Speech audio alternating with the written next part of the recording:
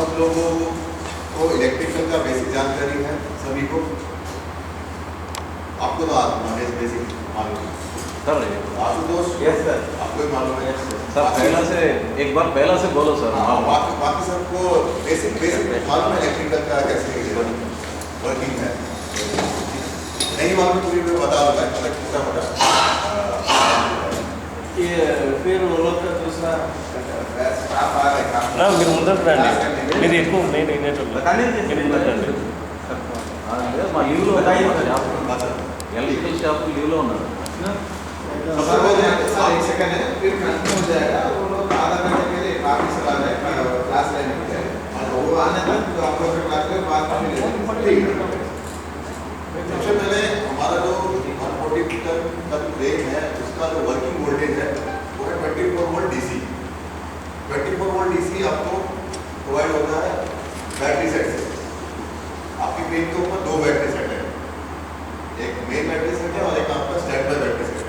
Main battery set आपके 12 volt के दो कनेक्ट किए हुए सीरीज में, और जो आपका स्टैंड बाय है वो 8 वोल्ट के 3 है। जो यहाँ पे दिखाया नहीं गया है, यहाँ पे ये दिखाया गया है कि इनिशियल सर्किट है वो बाद में ऐड ऑन हुआ है 8 वोल्ट वाले थे। ये बैटरी से कनेक्शन में दिया आता है आपका बैटरी आइसोलेटर। बैटरी आइसोलेटर आप सबने देखा होगा कैन के ऊपर बैटरी आइसोलेटर से ये शंट के थ्रू कनेक्ट होता है। शंट इसलिए चाहिए कि हमें ये भी जानना जरूरी है कि बैटरी का कंडीशन क्या है।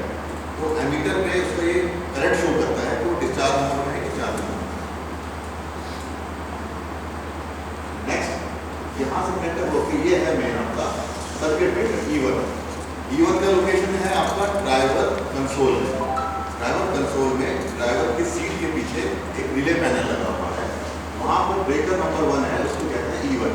इसका नाम E1 रखा गया है कि पहला ब्रेकर है जिसका नाम E1 है। इसका रेटिंग भी यहाँ पे शो किया हुआ है 15 एम्पियर होता है। 15 एम्पियर से कम तक रखोगे तो ये काम नहीं करेगा, या तो क्लिक होता रहेगा या आगे आपको इशू देगा। अच्छा, ये आपका इसके बाद आता है ES1। ये इलेक्ट्रिकल स्विच है आपका, इसको बोलते हैं इंडियन की स्विच।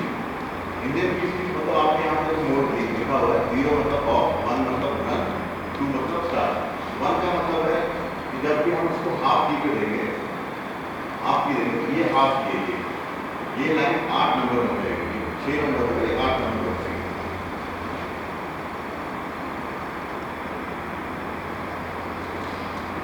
जैसे इसको हम 1 नंबर क्वेश्चन करेंगे तो ये 6 से 8 नंबर हो जाएगा। 8 नंबर का मतलब है ये आपके इंजन जो ड्राइवर कंसोल है, ड्राइवर कंसोल के ऊपर लगे हुए सारे गेजेस के लिए सप्लाई अवेलेबल हो जाएगा, सारे लैंप के लिए सप्लाई अवेलेबल हो जाएगा, और आगे इंजन रनिंग के लिए जो हमारे रिलेज है, जो सेफ्टी प्रोटेक्शन है, वो सारे अवेलेबल हो जाएंगे। सेफ्टी प्रोटेक्शन हमारे इसमें 2D1, 2D2 and 2D3।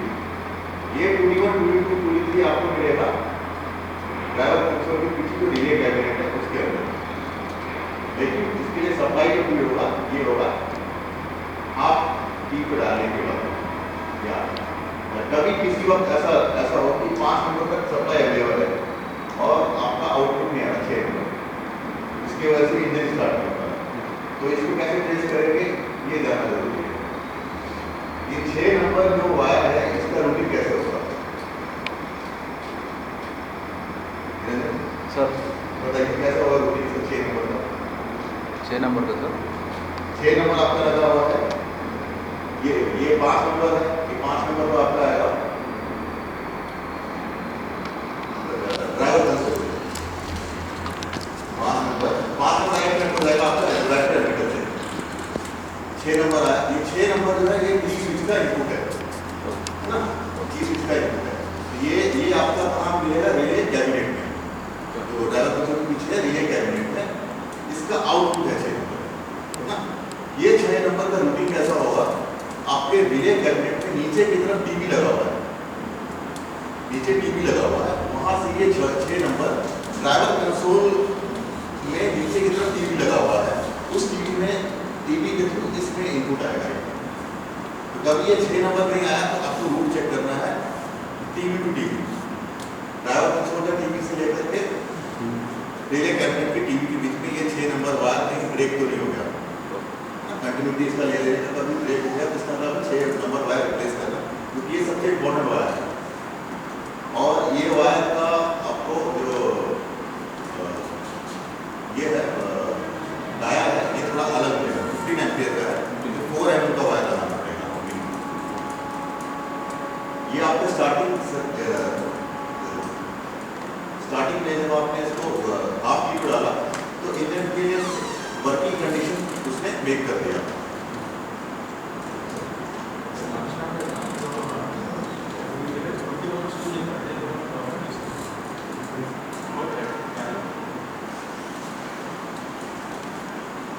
Next, जब एक बार ये सारे कंडीशन आपके मीट हो गए, हमें ये देखना है कि ये 2v1 2v2 2v3 तो 6 नंबर का कहा जाता है डेवलपर नीचे रहता है। हाँ, ये 6 नंबर का आपको जो इनिशियल है, जो इनकमिंग लाइन है, तो इसके लिए आ रहा है की स्विच के लिए, ये आपको रहेगा रिले कैबिनेट। जो ड्राइवर को पीछे का रिले कैबिनेट है ना, उसके नीचे एक टीवी बना हुआ है, उस टीवी में कनेक्टर होगा, वहाँ से फिर वो कनेक्टर होगा आपके ड्राइवर कंसोल में। ये रूटिंग आपको मालूम होना चाहिए, क्योंकि हम लोग को वायर तो मालूम है कि 6 नंबर लिख रहा है, लेकिन वो रूटिंग कैसा है ये नहीं मालूम।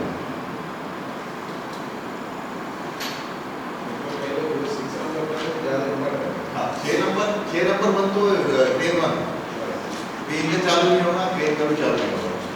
ये सबसे इम्पोर्टेंट वायर है 6 नंबर, 6 और 8, 6 और 8 हमेशा ही चाहिए। 6 और 8 अगर आपका अवेलेबल नहीं है तो ट्रेन डेड हो जाएगा, ट्रेन डेड तो आप कुछ नहीं करोगे। ये हमेशा याद रखिएगा, ज़्यादातर कंडीशन में 6 नहीं जाता है और 8 भी नहीं जाता है। इन केस कभी ऐसा हुआ कि आपके सारे कंडीशन फुलफिल हो रहे हैं फिर भी स्टार्ट नहीं हो रहा है, तो ये ज़्यादा जरूरी है। ये 6 नंबर का रूटीन क्या है। दूसरा, कई बार ये इंजन की स्विच जो है, इंजन की स्विच भी कई बार वहाँ फंक्शन करता है। हमने हाफ की पे डाला, 6 नंबर यहाँ पे अवेलेबल, लेकिन 8 नंबर आ गया।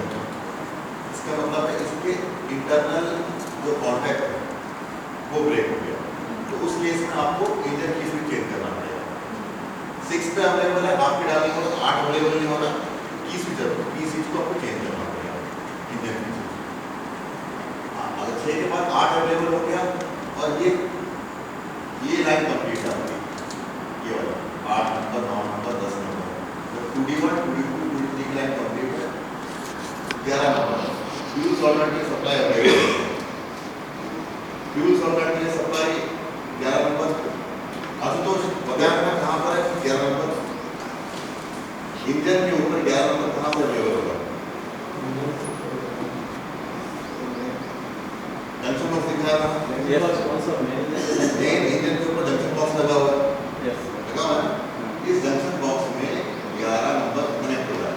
ये 11 नंबर आपका 2D3 के बाद आ रहा है। 2D3 कहाँ पर है? 2D3 है आपका रिले कैबिनेट, ड्राइवर कंसोल में रिले कैबिनेट, तो नीचे 2D3 रिले का कॉन्टैक्ट टीवी में लगा हुआ है, वो 11 नंबर जो है वो जाके कनेक्ट होता है आपका मेन इंजन जेबी पे। ये रास्ता आपको मालूम होना चाहिए, कभी अगर आपका 2D1 2D2 2D3 ये सब कॉन्टैक्ट वहाँ पे लगे हुए हैं, फिर भी 11 नंबर अवेलेबल नहीं हो रहा, इसका मतलब है यहाँ से लेकर ये वाला वायर कट गया, ब्रेक हो गया। तो ये जानना जरूरी है। 11 नंबर में जब तक सप्लाई नहीं आएगा तब तक फ्यूल सॉल्वेंट पिकअप नहीं होगा, फ्यूल सॉल्वेंट पिकअप के बाद इंजन की स्टार्ट नहीं होगा। ये 11 नंबर का सप्लाई अगर नहीं आ रहा, लेकिन ये सारी कंडीशन बनी हुई है, तो आपको रिले कैबिनेट से लेकर के मेन जंक्शन बॉक्स के बीच में वायर जाना जरूरी है, इनको ब्रेक तो नहीं होगा। क्या होता है कुछ कनेक्शन भी हो, इंजन के ऊपर वाइब्रेशन बहुत होता है, रिले कैबिनेट से मेन कई बार कुछ कनेक्शन भी हो सकता है तो वो अपने टर्मिनल बोर्ड से निकल गया हो, वो जाना जरूरी, टर्मिनल बोर्ड से निकला है या वो वायर कट गया है, वो जाना जरूरी। ये वायर भी बहुत इंपॉर्टेंट है। 11 नंबर में सप्लाई अवेलेबल है, फ्यूल सॉल्वेंट आपका पिकअप है। अब कंडीशन सिर्फ आपका है कि फ्यूल सॉल्वेंट ओपन हो गया है, फ्यूल अवेलेबल हो जाएगा। नेक्स्ट कंडीशन आ जाएगा, इसको डालना है number of position. Number of position को जैसे डालोगे ये है नंबर ऑफ पोजीशन, ये एक नंबर का, ये 2 नंबर पोजीशन को डालते ही ये 7 नंबर वायर अवेलेबल हो जाएगा, 7 नंबर अवेलेबल हो जाएगा। मेन स्टार्टर मोटर के लिए। जैसे ही जैसे आपने इसको 2 नंबर पर डाला, इंजन क्रैंक हो जाना चाहिए। स्टार्टर इंजन को मोशन दे देना चाहिए और ये क्रैंक हो जाना चाहिए और इंजन स्टार्ट हो जाना चाहिए। अब जैसे इंजन स्टार्ट हो जाएगा, इन केस मान लीजिए आपने फुल की डाला और इंजन क्रैंक नहीं होता, तो सबसे पहले आपको ये देखना है कि फुल की डालने के बाद 7 नंबर वायर पे सप्लाई अवेलेबल है कि नहीं। 7 नंबर वायर भी कहाँ पर है? Main engine junction box, main engine junction box पे भी 7 नंबर भी अवेलेबल होगा। तो आप यहाँ फुल की डालो, इंजन क्रैंक नहीं हो रहा, 7 नंबर पे देखो वोल्टेज आता है। वोल्टेज अगर आ रहा है इसका मतलब है आपको स्टार्टर रिप्लेस करने की जरूरत है। ठीक है, ये हो गया आपका स्टार्टिंग सर्किट। अब इसमें ये जानना है कि ये 3 पैरामीटर बहुत इंपॉर्टेंट है स्टार्टिंग सर्किट के अंदर। 7 आ गए तो स्टार्टिंग मोटर देंगे। हाँ, स्टार्टिंग 7 अगर अवेलेबल है तो स्टार्ट हो जाना चाहिए। अगर फिर भी स्टार्ट नहीं हो रहा है तो स्टार्टर मोटर का कुछ इशू है। अब ये वाला मैं बता रहा हूँ, ये है इंजन में सबसे ज़्यादा जरूरी क्या होता है। इंजन को हमने चालू कर दिया, लेकिन उसके पैरामीटर बराबर है कि नहीं। पैरामीटर मॉनिटरिंग के लिए आपके यहाँ पे गेजेस लगाए हैं। अब गेजेस इसमें सबसे बड़ा रोल होता है, जो आपका ऑपरेटर है उसको गेजेस को मॉनिटर करते रहना है। उसको ऑपरेशन भी करना है, गेजेस को मॉनिटर करना है। तो ये गेजेस है आपके जैसे फ्यूल गेज। फ्यूल आपका कितना अवेलेबल है टैंक में, ये इंडिकेट कर देगा ये वाला G2। G3 आपका बताएगा कि जो वाटर कूलिंग के लिए आपका सर्कुलेट हो रहा है इंजन के अंदर, उसका टेम्परेचर कितना है। ये भी एक लिमिट के अंदर ही रहना चाहिए, क्योंकि वाटर का बॉइलिंग पॉइंट 100 है, 100 के ऊपर जाएगा नहीं। इंजन को कितना टेम्परेचर पे वाटर रन करवाना है वो होना चाहिए। ये मैक्सिमम इसका वैल्यू 90 के पास आने तक हमें अलर्ट हो जाना है। अगर 90 तक आ गया है तो हमें इंजन ज़्यादा देर रन नहीं करना। ज़्यादा देर रन करने की वजह से क्या होगा कि कूलिंग उसका कम हो जाएगा, कूलिंग नहीं मिलेगा, कूलिंग के कारण बाकी इशूज आ रहे हैं। ये हमेशा इसमें सेफ्टी नहीं दिया हुआ। न्यू डिज़ाइन में वाटर का भी सेफ्टी दिया हुआ। वाटर टेम्परेचर अगर हाई होता है इंजन बंद कर देता है, लेकिन आपने ऐसी 3 सेफ्टी दिया। वाटर टेम्परेचर उसको मॉनिटरिंग में रखा हुआ है। वाटर टेम्परेचर अगर 90 डिग्री तक आता है तो आपको मॉनिटर करना है, और इनके हमको लगता है अभी भी बढ़ रहा है तो आपको बंद करना है। अभी हम देखना ऑटोमेटिक बंद नहीं होगा। नहीं, ऑटोमेटिक बंद नहीं होगा। तो लो वो आपको इंडिकेशन होता है बस। हाई वाटर टेम्परेचर इंडिकेशन आ गया, वार्निंग है वो। अब वो वार्निंग है कि उस वार्निंग कंडीशन में आपका जजमेंट है कि वो कंटिन्यू रन करना है या थोड़ा ब्रेक देना है। वार्निंग होने के बाद शटडाउन भी होता है। नहीं, शटडाउन नहीं होता। जो बोला शटडाउन के लिए देखो, शटडाउन के लिए आपको क्या चाहिए, फ्यूल सॉल्वेंट का सप्लाई बंद करना है। शटडाउन का मतलब है इंजन में आपको फ्यूल बंद कर देना है। बंद करेगा। हाँ, इंजन में फ्यूल बंद होगा सिर्फ इस 3 कंडीशन की वजह से। अब ये तो मैं देख रहा हूँ पूरी बात करना होगा। मतलब सिर्फ 2 टेम्परेचर ज़्यादा होगा तो सेफ नहीं, सिर्फ 3 कंडीशन है आपका, लो वाटर इन रेडिएटर, दूसरा लो ऑयल प्रेशर और तीसरा इंजन ओवर स्पीड। इन तीनों के अलावा कोई भी कंडीशन होगा तो इंजन नहीं बंद होगा। मतलब स्पीड के लिए ज़्यादा स्पीड के लिए automatic shutdown automatically shut down हो जाएगा। ये मतलब कोई हो जाएगा। मतलब टेम्परेचर में ज़्यादा होगा तो नहीं, वो वार्निंग है, वो वार्निंग है। और वो पूरा उसमें जजमेंट लेना है ऑपरेटर को कि मुझे अभी कंटिन्यू रन करना है या नहीं करना है। लेकिन ये है कि वाटर आपका 100 के ऊपर जाएगा, 90 पे वार्निंग ऑलरेडी आपका आ गया है, तो आप एक टाइम के लिए उसको 2-3 घंटे का ब्रेक दें इंजन में। अगर ऐसा है कि रिक्वायरमेंट है कि रन ही करना है तो रन ही करना है आपको। इन केस अगर ऐसा रिक्वायरमेंट नहीं है कि अभी आप ब्रेक दे सकते हो तो दे देना। ये पैरामीटर है engine oil pressure. Engine oil pressure का पैरामीटर आपको मॉनिटर होगा ही, प्लस इसमें कुछ अगर प्रेशर कम होगा तो वो इंजन को भी बंद कर देगा। ये सेफ्टी है। यहाँ पे आप मॉनिटर कर रहे हो तो एटीएस कम है तो बंद हो जाएगा। इंजन ऑयल टेम्परेचर में भी मॉनिटरिंग की है। और hydraulic oil temperature, hydraulic oil का टेम्परेचर कितना ये भी मॉनिटर करते रहना जरूरी है। मेडिसिन कितना मैक्सिमम टेम्परेचर होना चाहिए हाइड्रोलिक 65-70 के बीच में। 60/70, क्योंकि हाइड्रोलिक ऑयल क्या है उसका फंक्शन करने के लिए विस्कोसिटी मेंटेन होना चाहिए 75 75 75। 75 एक टेम्परेचर के बाद उसका क्या विस्कोसिटी कम हो जाएगा, ज़्यादा टेम्परेचर में तो ऑयल पतला हो जाएगा, जो फ्लो चाहिए वो फ्लो नहीं मिलेगा। तो ये भी बहुत ज़रूरी है कि एक टेम्परेचर के बाद इसको देखना है कि रन करना है, नहीं तो आपके फंक्शंस बराबर नहीं होंगे, बराबर नहीं लो विस्कोसिटी के कारण। ऑटोमेटिक से इंडिकेशन दिखता है सर, ऑटोमेटिक से सपोज बराबर नहीं होता ऑटोमेटिक से इंडिकेशन आ जाती है। हमारा गाड़ी का यही स्पेशल तो ये सारे आपके इंडिकेशन है जो ड्राइवर को एकदम अलर्ट करते हैं कि भाई अब ये हमारा पैरामीटर बियॉन्ड लिमिट चला गया है। देखिए पहला क्या है, इंजन हाई ऑयल टेम्परेचर, ये इंडिकेशन आ जाएगा, जो कि अपना ऑयल टेम्परेचर 95 डिग्री तक आएगा। रेडिएटर लो वाटर, ये आपका इंजन बंद होने के बाद आएगा, इंजन बंद हो जाएगा और ये बताएगा कि आपका पानी कम था इसलिए बंद हुआ। इंजन लो ऑयल प्रेशर, ये भी इंजन बंद होने के बाद आएगा। हाइड्रोलिक ऑयल हाई टेम्परेचर, ये आपका वार्निंग है, ये आपका वार्निंग है। इंजन ओवर स्पीड, ये भी इंजन बंद होने के बाद आएगा। और हाइड्रोलिक फिल्टर ब्लॉक, ये ऐसा है कि ये कई बार गलत इंडिकेशंस भी आते हैं नहीं H6 हाइड्रोलिक फिल्टर ब्लॉक, कल आपने देखा था H21, उसमें क्या है, उसमें एक डिफरेंशियल स्विच लगा हुआ है ऊपर की तरफ, तो वो सिर्फ ये देखता है कि इनकमिंग और आउटगोइंग के बीच में 0.5 बार का प्रेशर मेंटेन हो रहा है, अगर नहीं हो रहा है तो उसको दिखा देगा कि इंडिकेशन जला देगा कि वो हाइड्रोलिक फिल्टर ब्लॉक है। वो होता है कि ब्लॉक ना भी हो फिर भी वो दिखाता है कि ब्लॉक है, तो वो चीज़ ये वाला लास्ट टाइम सर एक्चुअली ये प्रॉब्लम ओल्ड इंजन था ना सर, ओल्ड इंजन में बहुत ज़्यादा दिखता था, उसमें से वो ऊपर का जरा ये थ्रेडिंग का पोजीशन है ना, वो थ्रेडिंग का पोजीशन में जरा प्रॉब्लम आता था, कभी भी क्रैंक करो कभी भी ऐसा इंडिकेशन आता था, फिर से उधर जाना, फिर से जरा टाइट कर लिया तो फिर से सेम राइट होके रेक्टिफाई हो गया। क्योंकि इसका इंडिकेशन क्या आपका डिफरेंशियल स्विच है, हाँ वो डिफरेंशियल स्विच क्या है, उसके नीचे एक पिन लगा हुआ है, वही जो आपका ऑयल का इनकमिंग आया, हाँ वो पिन पे आके उसने प्रेस किया और आउट गई, दोनों के बीच का प्रेशर वो मेजर करता है। वो तो बहुत हेडेक थी, तो वो तो हर टाइम ऐसे झगड़ा, नहीं तुम्हारा प्रॉब्लम है मेरा प्रॉब्लम। ये थोड़ा सा एरिया ऑफ कॉन्फ्लिक्ट रहता है हाइड्रोलिक और इलेक्ट्रिकल। हाँ वही ज़्यादा लाइट से कब क्रैंक करें तो भी वही प्रॉब्लम आता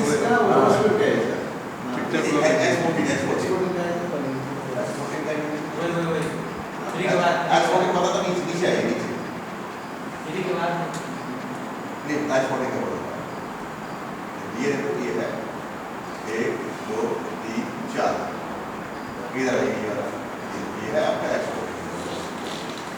H14 आपका इधर पे है हाइड्रोलिक फिल्टर ब्लॉक, वो H6 का, ये H14 ये 4 फिल्टर आपका 1 2 3 4, ये 4 फिल्टर में से कोई भी अगर डिफरेंशियल प्रेशर स्विच लगा हुआ है H21 में, ये डिफरेंशियल प्रेशर स्विच है, इसलिए कभी भी यहाँ पर ये डिफरेंशियल प्रेशर स्विच मेक हो गया तो ये इंडिकेशन दे देगा H14 में ये हाइड्रोलिक फिल्टर ब्लॉक है।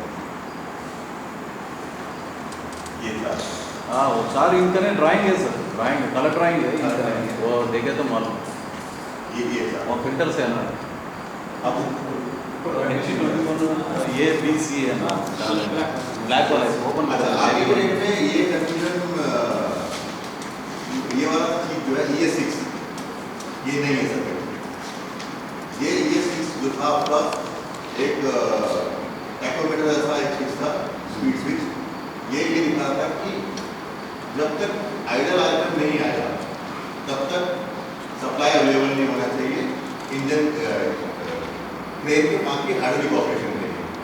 ये देखो यहाँ पे 2D19 दिया हुआ है, एक 2K हो गया, ये पहले था आर्केड में, एक सर्किट में नहीं है, तो आपको तो नए होना है तो ये वाला चीज नहीं है, ये कभी भी सर्किट में नहीं है, ये 2K1 दिखेगा आपको, लेकिन 2D19 नहीं है। 2K1 किस तरह का है कि सप्लाई का रूल कंप्लीट करने के लिए, ES6 और 2D19 आर्केड में रख गया, ये सर्किट में नहीं है, बाईपास नहीं इसको क्या करेगा सर, ये 2D19 को ये 23 को कन्वर्शन है, हाँ 23 को कन्वर्शन है, ये नवा इंजन डाले ना, डालने के बाद 23 को कन्वर्शन है, ये क्या उसके लिए कंफ्यूज हो जाता है, ये ओल्ड ड्राइंग है ना। ये जो है ना, ये 6 पहले क्या था कि आपका एक स्पीड का छोटा सा, जब तक आइडल आर्पियम नहीं आएगा तब तक ये कॉन्टैक्ट क्लोज नहीं होगा। ये कॉन्टैक्ट क्लोज नहीं होगा तब तक यहाँ पर अवेलेबल नहीं करेगा 2K1। जब जैसे आइडल आर्पियम आ गया 2K1 को ये क्लोज करता था वही सर। इधर ये 2K1 का कॉन्टैक्ट है यहाँ पे। ये 2K1 का कॉन्टैक्ट जब नहीं बनता था तो ये सारे ऑपरेशन नहीं होगा, वेंटिलेटर नहीं चला पाओगे, ट्यूबलाइट नहीं चला पाओगे, और सबसे मेन है हाइड्रोलिक सर्किट को आप रन नहीं कर पाओगे। कहने का मतलब है मिनिमम एक आरपीएम मेंटेन होना चाहिए, उसके बाद ही आप सारे ऑपरेशन कर सकते हो। एक पर्टिकुलर आरपीएम आने के बाद ही पंप भी प्रेशर जनरेट करना शुरू होता है, उससे पहले नहीं करता। तो ये वाला भी एक कंडीशन हट गया है। इसके लिए आप लोगों को थोड़ा सा मैंने भी कमिंग्स के साथ थोड़ा सा बात किया था कि 2K1 की जगह कुछ एक प्रेशर स्विच या वो दे दो, प्रेशर स्विच दे दो आइडल आर्पियम पे, वहाँ पे हम ये लगा देंगे रिले कॉन्टैक्ट के थ्रू ये आपका साइड, लेकिन ये बोलूँ मैं 2K1 का पक्का देखिए, जब तक ये क्लोज नहीं होगा E8, E9, E10, E11, E12 ये जितने भी वर्किंग है, working of crane, ventilator, floodlight, सब कुछ को ये अब रिले पिकअप रिले दिया सर। सर एक्चुअली ये ड्राइंग में NCNO दिया ना, वो प्लेस में पिकअप रिले दे दिया 36 का। क्या कैसा उधर फिर से ये पूरा सप्लाई आना ना, एक्चुअली ये पूरा सप्लाई आना, उसके लिए इधर पिकअप रिले देखो 2K1 को पूरा डायरेक्ट कर दे। डायरेक्ट हो गया, अवेलेबल नहीं, ये पहले सेफ्टी था, पहले सेफ्टी था, अब नहीं। जरूरी है, इसलिए बता रहा हूँ मैं आपको। जो ऑपरेटर है, ऑपरेटर इंजन स्टार्ट होने के बाद ही E8 से लेकर E12 को ऑन करेगा, उससे पहले E7 को ऑन कर सकता है। E8 से E14 जो है ना, वो आफ्टर स्टार्टिंग ऑफ इंजन ये आपको E8 से E12 जो है ना, इंजन स्टार्ट होने के बाद ही करेंगे, आइडल आर्पियम आने के बाद ही करेंगे, उससे पहले इसको ऑफ रखिए, क्योंकि ये सेफ्टी चला है, क्योंकि इंजन चालू हो गया आर्पियम में ये सब ऑपरेशन हो जाएगा, वो गलत है। ये पूरा पहले ऑपरेशन में भी वर्किंग शुरू हो जाएगा, ऑन करने के बाद ये पूरा E8 से E12 को ये ऐसा करना पहला पूरा ऑन कर करे तो सप्लाई करेक्ट कंटिन्यू से सही नहीं वैसे करना। अब ये देखिए, ये वो क्या होता है ऑटोमेटिक कंटिन्यू चल जाते उधर प्रॉब्लम। यूनियन का सेफ्टी कहाँ से आपका? नहीं ये आपका सेंसर का लाइट ये नहीं, अब ये सब सीधा 25 अवेलेबल है, सीधा 25 अवेलेबल है, 25 वीडियो होता है, 25 अवेलेबल है, नंबर 25 रखा ही होगा। ये 25 है, ये आपका ES7 में आता है। ES7 कहाँ पे आपको कल दिखाया था सर? वो रेडिएटर है सर? नहीं, ये ES7 होगा, ES7 सर। ES7 कहाँ पर रेडिएटर सेंसर का है ना, ड्राइवर कंट्रोल सेंसर का नहीं, ES7 ड्राइवर कंट्रोल में है। ये फ्लूइड लेवल डिटेक्टर करके नाम है इसका, बॉक्स है, बॉक्स का डब्बा, ग्रीन का ब्रेक का हाँ, ब्रेक का डब्बा नीचे है, ड्राइवर। ये कहाँ है? वो तो सेंसर है। हाँ, ये कहाँ पर? वो रेडिएटर बटन रहता है उसके। ये लो वाटर सेंसर है, या लो वाटर स्विच बोल सकते हैं इसको, लो वाटर लेवल स्विच। ये लगा हुआ है आपके रेडिएटर के ऊपर। जैसे ही पानी का लेवल कम होगा तो ये पानी का लेवल इसके यहाँ पर रहना चाहिए, जहाँ पर सेंसर हमने लगाया उसके ऊपर तक पानी का लेवल रहना चाहिए। जैसे पानी का लेवल सेंसर के नीचे आ जाएगा तो ये कनेक्शन जो है ब्रेक हो जाएगा और ये ES7 को ऑपरेट करेगा। ES7 को ऑपरेट करेगा तो 2D1 का सप्लाई बंद ऑन होगा, ये सब ऑन डिले है, सब ऑन डिले। ये सप्लाई बंद ऑन हुआ तो 5 सेकंड के बाद काट देगा, तो इंजन बंद हो जाएगा। 2D सर इसमें सर एक्चुअली इसमें सर क्या बोलने का क्या कहते हो, वाटर फुल से है, हाँ वाटर फुल से है, हाँ सेंसर है, है तो भी क्रैंक हुआ नहीं गाड़ी। होने चाहिए। एक्चुअली ये इधर ही प्रॉब्लम है। हाँ होता है। प्रॉब्लम तो सेंसर का नहीं, वाटर तो फुल है, क्रैंक हुआ नहीं गाड़ी। फिर भी कई बार क्रैंक नहीं होता। हाँ। वो क्रैंक इसलिए नहीं होता है क्योंकि जो आपका सेंसर है ये आपका मालफंक्शन कर रहा है। मालफंक्शन का कारण क्या है? ये आपका कॉपर का सेंसर है, रास्ता है कॉपर का है। ये जब तक पानी के अंदर है ना, ग्राउंड हाँ वही ग्राउंड का एक सप्लाई है, तो पानी और ग्राउंड दोनों कंटिन्यूटी में। पानी भी कंडक्टर है, ग्राउंड भी कंडक्टर है, तो मेटल मेटल कंडक्टर में है, तो जीरो और ये पानी दोनों कंडक्टिविटी में। कंडक्टिविटी में है तो ये हमेशा बना रहेगा और यहाँ पे सप्लाई अवेलेबल रहेगा। ये 7 जैसे ये पानी कम हो गया, दोनों के बीच में कंडक्टिविटी टूट गया, वाटर नीचे आ गया। पानी रहने के बाद भी अगर कंडक्टिविटी टूट गया, इसका मतलब है या तो ये सेंसर माल फंक्शन कर रहा है या इस सेंसर के ऊपर कुछ इंसुलेट मीडियम लगे, क्योंकि पानी के अंदर कूलेंट रहता है। वो कूलेंट की वजह से इसको एक थिन फिल्म बन जाता है, पतला सा फिल्म बन जाएगा, वो एज इंसुलेटर काम करता है।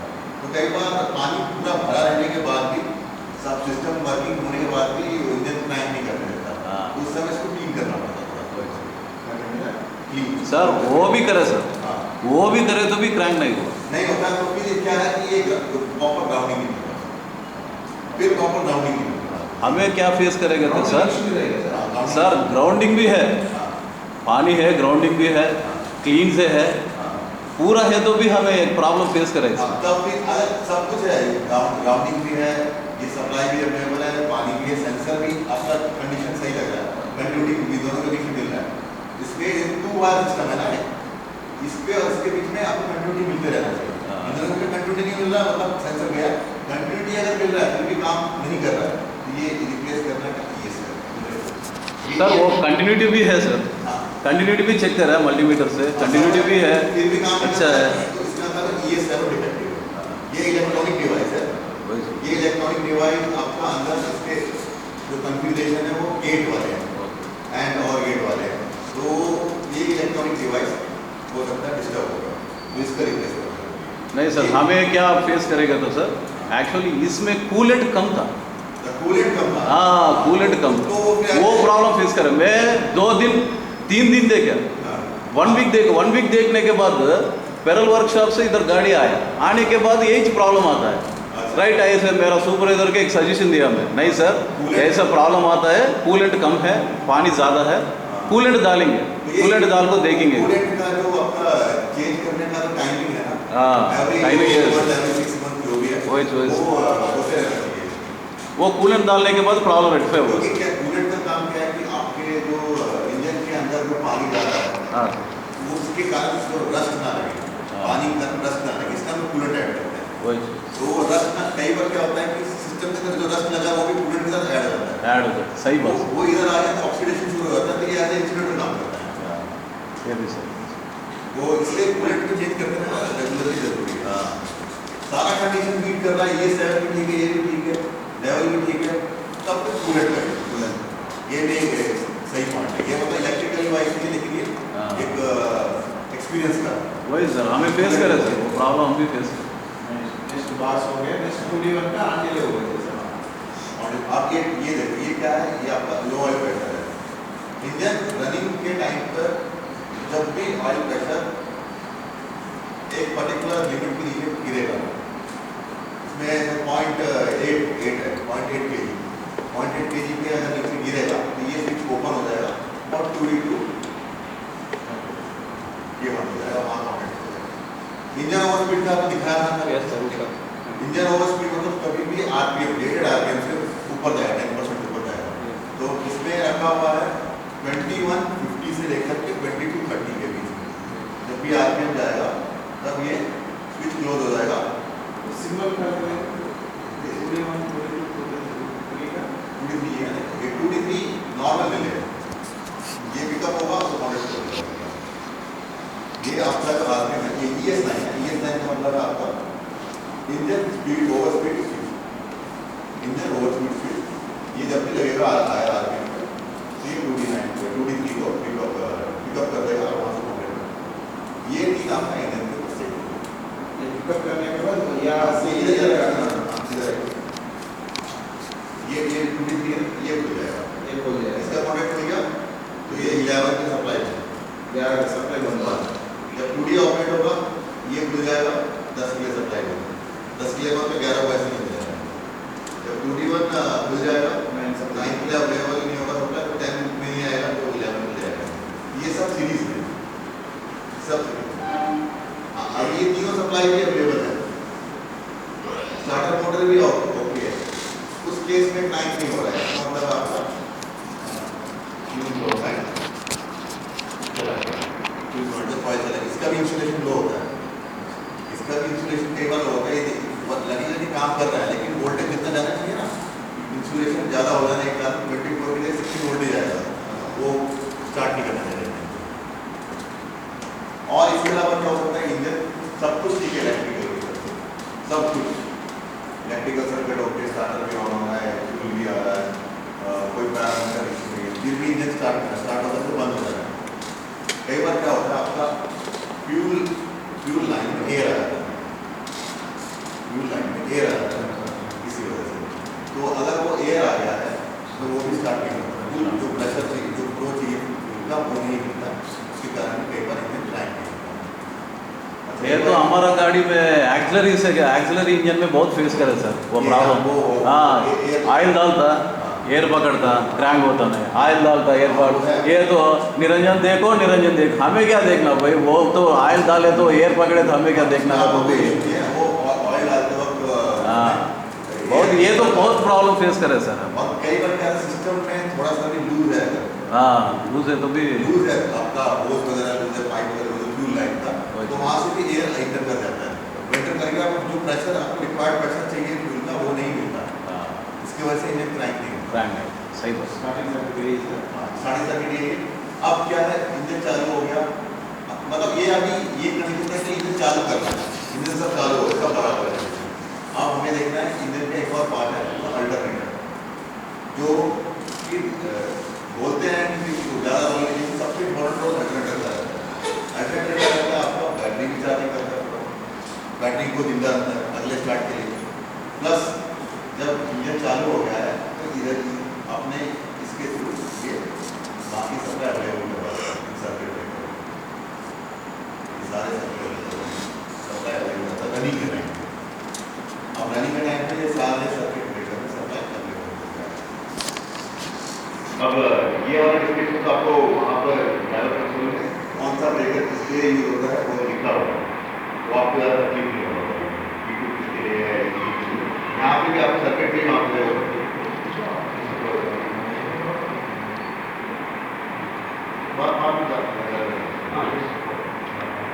ठीक बात अच्छा हाँ कोई ना बात